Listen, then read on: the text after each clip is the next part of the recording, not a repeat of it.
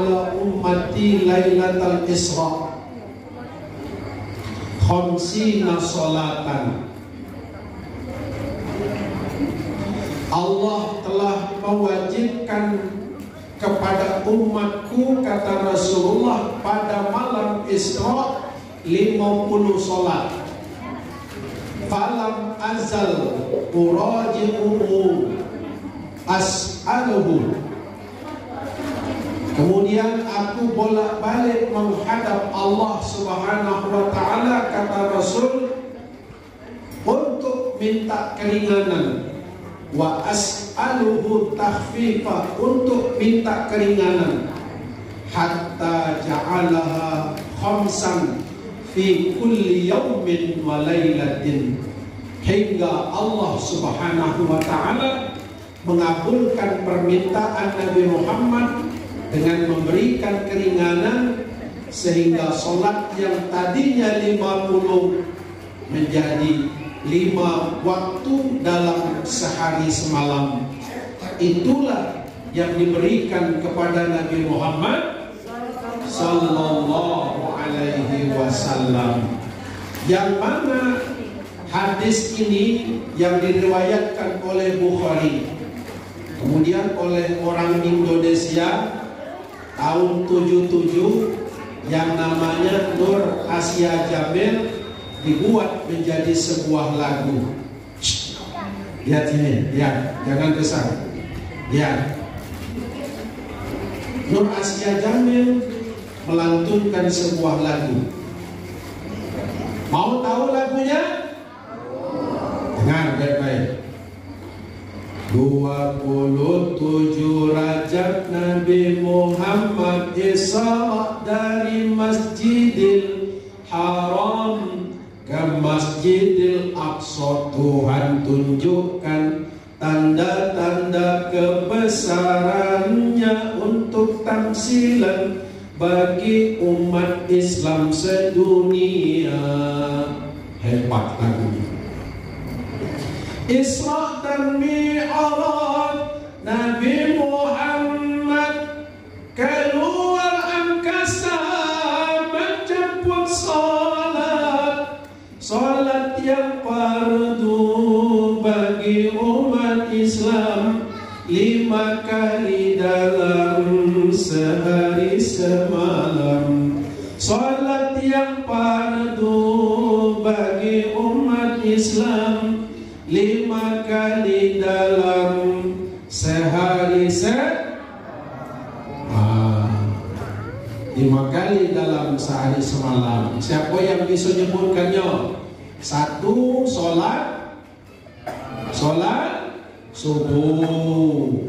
2. Solat zuhur. 3. Asar. 4. Maghrib. 5.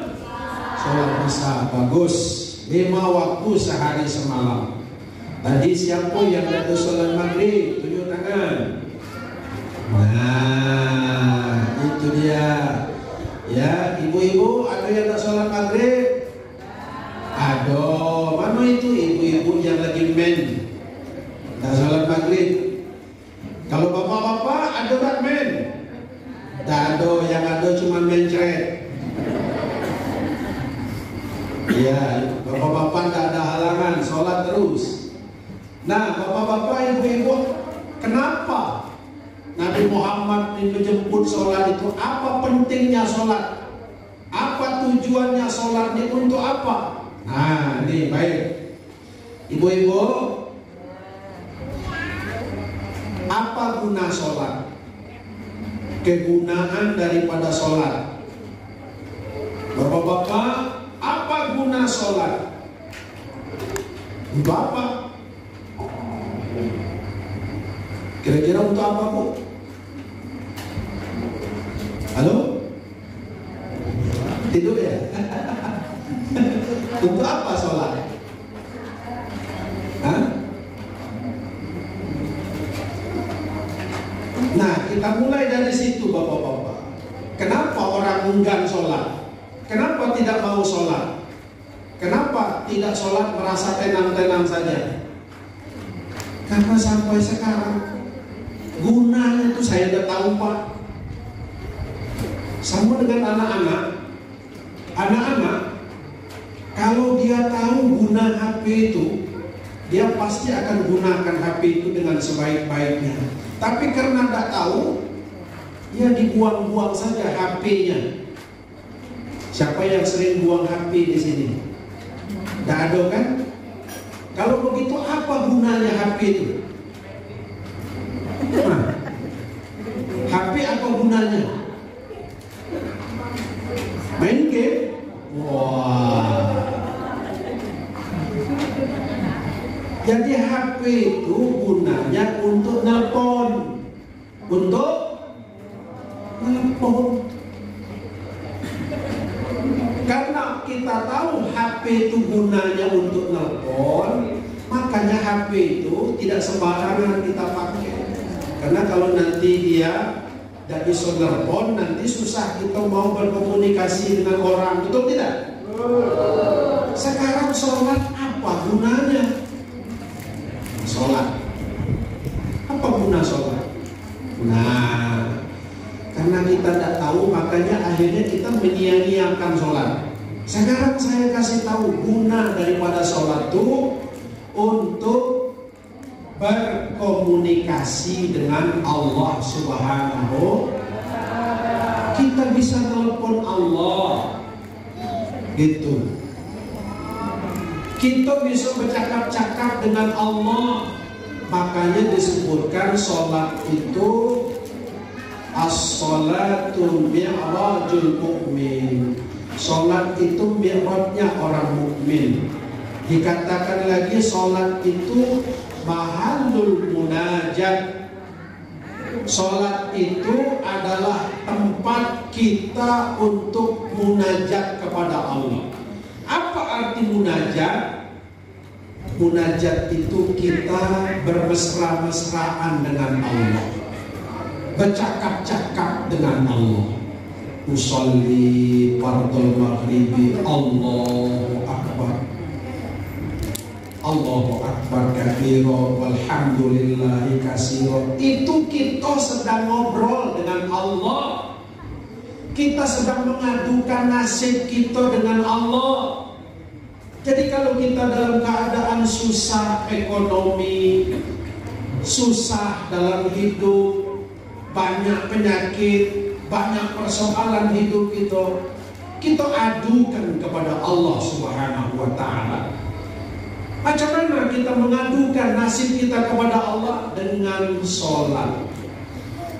Maka itu ibu-ibu, bapak-bapak, Nabi Muhammad dipanggil langsung, Subhanalladzi asra bi'abdihi, Maha suci Allah yang telah mengisrokan Nabi kita Muhammad sallallahu alaihi wasallam, sehingga naik menjemput ke langit, turun lagi ke bawah, dan menceritakan kisahnya itu kepada orang-orang Mekah ketika itu. Dalam sebuah hadis disebutkan, lamma kadzabatni Quraisy kuntu fil hijr fajallallahu li baital maqdis fatafiktu ukhbiruhum wa ana anzuru ilaihi. Ketika orang-orang kafir Quraisy mendustakan Nabi Muhammad, jadi pagi-pagi Bu, tanggal 27 Rajab itu, Nabi Muhammad duduk di dekat Ka'bah di Hijr Ismail. Duduk situ merenung seorang diri. Kenapa? Dia gamang dengan kisah yang dia alami malam tanggal 27 Rajab itu, di mana dia menghadap kepada Allah, diperlihatkan berbagai macam bentuk manusia. Orang-orang yang sudah meninggal duluan bertemu dengan Nabi Adam, ketemu dengan Nabi Yusuf, ketemu dengan Nabi Musa. Jadi akhirnya dia gamang bagaikan anak-anak yang bertemu kuntilanak. Tahu kuntilanak? Nah, gimana kenalannya? Katanya tahu.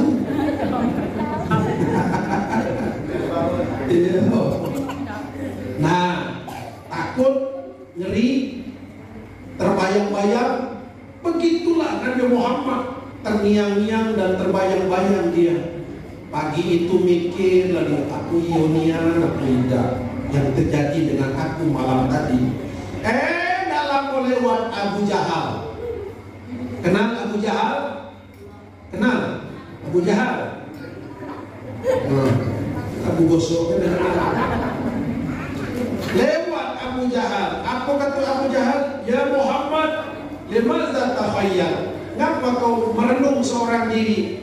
Mulailah Nabi menceritakan malam tadi. Gitu. Malam tadi aku diberangkatkan. Ingat, diberangkatkan, diperjalankan, bukan berjalan sendiri, diperjalankan. Didampingi oleh malaikat Jibril, naik kendaraan yang bernama Buraq. Apa kendaraannya? Buraq. Buraq itu dalam bahasa Arab artinya kilat, karena kecepatannya bagaikan kilat. Wah, itu perjalanannya seperti kilat. Itu. Mulailah Nabi Muhammad menceritakan. Mulai dia berangkat diceritakan kepada Abu Jahal. Tunggu Muhammad sebentar, aku panggil dulu masyarakat ini. Oi, kumpul. Kumpullah orang-orang kafir itu. Abu Jahal ini maksudnya mau, ya kan, merusak reputasi, merusak Nabi Muhammad, supaya orang ini semua mencerca Nabi Muhammad. Mulailah Nabi Muhammad menceritakan, oh, orang kafir tadi Pak, Mekah itu bertanya, dihujanilah dengan pertanyaan-pertanyaan. Maka ketika itu Nabi Muhammad terdiam sebentar. Lamma kadzabatni Quraisy kuntu fil hijr fajalallahu li baital maqdis. Tegak Nabi Muhammad. Lalu Nabi Muhammad sallallahu alaihi wasallam ditanya bagaimana bentuk Masjidil Aqsa itu, berapa banyak tiangnya, berapa banyak jendelanya. Nabi Muhammad kebingungan, dia mengingatnya. Lalu malaikat Jibril dibuka kembali tayangan ulang. Ada tayangan ulang rupanya. Diperlihatkannya lah kembali Masjidil Aqsa, sehingga Nabi Muhammad dengan mudah menjelaskannya kepada orang-orang kafir ketika itu. Itulah tayangan yang pertama kali di dunia, tayangan ulang. Kalau sekarang gampang, ada tayangan ulang TV. Main malam tadi Indonesia melawan Thailand bola kaki, siang harinya ada siaran ulang. Nah gitu, diperlihatkan, oh ini masjidnya begini-begini, jelas. Tapi dasar orang kafir keras kepala, tidak menghiraukan Nabi Muhammad SAW. Mereka hanya menilai, melihat apa yang diceritakan baginda Nabi Muhammad dengan akalnya saja. Dia tidak menerimanya dengan hati. Karena peristiwa ini, bapak-bapak, ibu-ibu, tidak masuk akal, makanya orang kafir tidak yakin, tidak percaya. Padahal peristiwa Isra dan Mi'raj ini tidak cukup diterima oleh akal, tapi harus diterima oleh iman kita. Coba. Jadi orang kafir itu tidak percaya. Tidak mungkin. Perjalanan dari Mekah ke Madinah, ke Masjidil Aqsa Palestina itu 3 bulan perjalanan naik onta. Itu. Tapi Nabi Muhammad cuma 1 malam, tidak masuk akal. Oh, itu.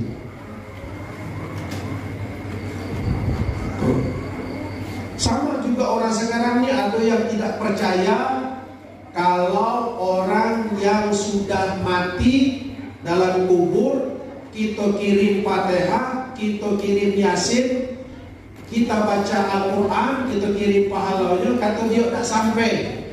Sama tuh Pak. Kita baca Yasin kepada orang yang sudah meninggal, kata dia tak sampai dah, kata dia. Ada tak orang yang macam itu? Ada tak? Kalau kita insya Allah yakin kita apa yang kita baca di atas dunia ini, baca Fatihah, kirim surah Yasin, pahalanya kita kirim kepada arwah almarhum, kita yakin percaya. Tapi ada orang yang tidak percaya. Apabila mati anak Adam, sudah habis sudah semua. Kalaupun kita baca surah Yasin sio-sio kata dia. Maka dia mengatakan bacaan surah Yasin, bacaan Al-Quran tak sampai kepada almarhum dalam kubur. Aduh, orang cuman main logika saja. Kita bagi dalil tak mau terima, bacakan hadis, bacakan ayat tidak mau terima, cuman logika saja. Baiklah kita terima dengan logika. Sama orang kafir tadi, main logika saja. Ada ibu-ibu yang lagi hamil, kemudian apa kata suaminya, mama nanti kalau anak kita lahir, bapak tuh kepengen anak kita laki-laki. Dek kalau dia besar dia bisa bantu bapak kerja. Apa kata istrinya, enggak pak, mama tuh kepengen anak perempuan. Nanti kalau dia sudah besar dia bisa bantu mama kerja di dapur nyuci piring. Tidak, pokoknya laki-laki. Apa kata istrinya, perempuan, laki-laki, perempuan. Bertengkarlah suami istri ini. Begitu lahir bencong. Kasihan deh loh. Nah, Bapak Ibu hadirin, Allah yang mengerjakan sesuatu yang berkehendak. Idza arada syai'an ayyaqula lahu kun fayakun. Apabila Allah berkehendak maka jadi. Peristiwa Isra Mi'raj ini adalah peristiwa keinginan Allah yang memperjalankan yang tadinya perjalanan menurut kebiasaan 3 bulan hanya diperjalankan 1 malam saja. Jadi kita harus ada sesuatu yang tidak bisa diterima oleh akal kita, tapi itu kemauan Allah. Bacaan Al-Quran, bacaan surah Yasin, menurut logika kita tak sampai ke mayat dalam kubur. Menurut logika kita, tapi kalau Allah mau, betapa mudahnya itu. Untuk membuktikannya gampang.